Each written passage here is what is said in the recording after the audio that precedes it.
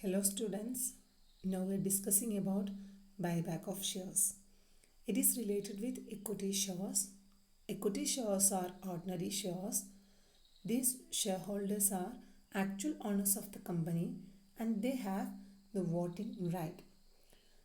Today we are discussing about meaning and definition of buyback, objectives of buyback, reason and benefits, damages of buyback, mode of buyback, sources of buyback, and conditions in connection with buyback.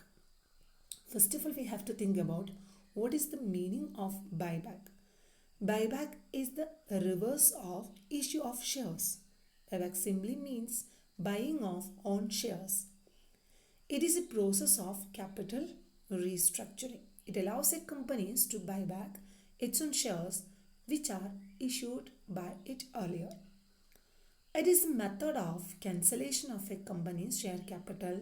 It leads to a reduction in the share capital of the company. As per the Companies Act 2013, buyback is the process of buyback is the process by which company buy back its shares from the existing shareholders, usually at a price higher than the market price. When the company buy back the shares, the number of shares outstanding in the market reduces or fall. It is the option available to the shareholders to exit from the company business. Companies in India now can buy back their own shares. It is governed by Section 69, 70, and 88 of the Companies Act 2013. One of the first company to offer the buyback of shares in India in October 2000 was Philips India Private Limited. Later, many MNCs opted for this method to restructure capital or avail other benefits. First of all, we have to think about what are the objectives of buyback. To improve return on capital, to return surplus cash to the investors, to increase the market price of the shares, to change the capital structure. What is the capital structure? Capital structure is the combination of equity share capital, preference share capital, debentures, loans. That means it is a combination of owned capital and borrowed capital.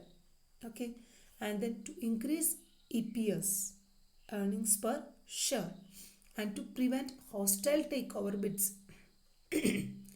Next one, to improve the financial health after buyback, to achieve optimum capital structure to service equity more efficiently. And what are the reasons behind the buybacking of shares and what are the benefits? It helps to increase EPS. First of all, we have to the equity shareholders are preferred to increase the earnings per share. That is the main reason behind the buybacking. And the market price of the shares will go up. It helps to return surplus the cash to the investors. It increases promoters holding in the company. It helps to restructure the capital base of the company. It helps to utilize the liquid assets to enhance the value of the company. It is reward for investors. It will improve the company's image. What are the damages or dangers or drawbacks of buyback? It may be used as a tool of insider trading. Then what is insider trading? It means that a person in a company can buy or sell stock based on information that is not available to the public. What is the information that not available to the public? The person may be corporate officer, director, employee, or someone who has received the non-public information. This give an opportunity to the insiders to make extra money. And the next drawback is it may used for manipulating the prices of the shares. At last, it weakens the position of the minority shareholders. Who are the minority shareholders? They have no control over the company. Or they own less than 50% of the company's outstanding shares. And then what are the modes or methods of buyback? There are important three methods we have to learn, or there are three methods for the buyback. First one is proportionate basis through the tender offer, and second one open market. uh, Under this method we have to learn two methods: book building process or stock exchange method, and last old lot holders. Okay. And then under the open market, we can utilize the open market operation for the buybacking of shares. That is, sorry, provided non buyback for 50% or more of the paid up capital and reserve of the company can made through the open market. Not more than 50%. Okay, 50% or more paid up capital or reserve of the company can be made through open market. So there is a restriction in the open market operation. Then what are the sources? Fund for the buybacking. Three important fund we can utilize, company can utilize for the buybacking. It is the purchasing process. The company need fund for the buybacking. The first one is free reserve, second one security premium account, and proceed of fresh issue. Other amounts we cannot be used for this purpose. Okay, here we have to think about what is free reserve. Free reserve which are available to the distribution as a dividend. This can be by the company declared dividend to issue for bonus shares to write off accumulated losses and write off share issue expenses. And then what is security premium account? It is the premium amount received by way of the issue of shares at a premium. Okay, that premium amount we record in the security premium account. Now it is called a security premium reserve account. Why it is called a security premium reserve account? It is coming under reserves and surplus. Okay, and proceeds of the shares of other securities. One important thing: the earlier earlier proceeds of earlier issue of shares or securities cannot be made out of cannot be utilized for the buybacking of shares.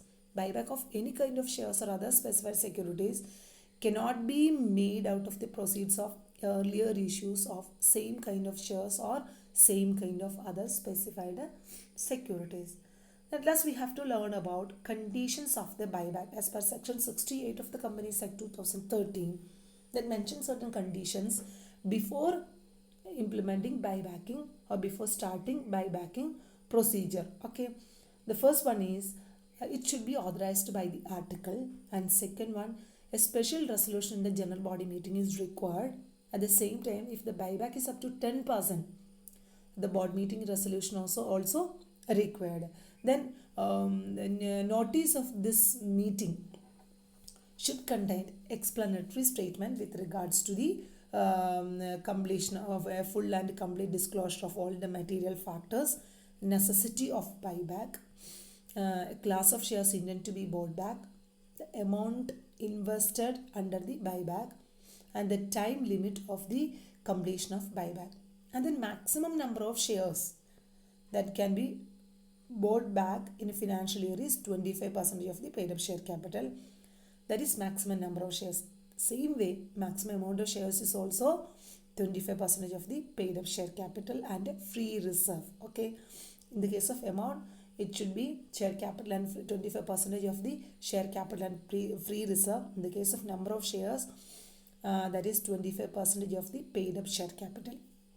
Please note these points. And then post buyback debt equity ratio cannot exceed 2:1. Only fully paid up shares can be bought back in the financial year. And then a company must maintain a register of buyback in form SH10.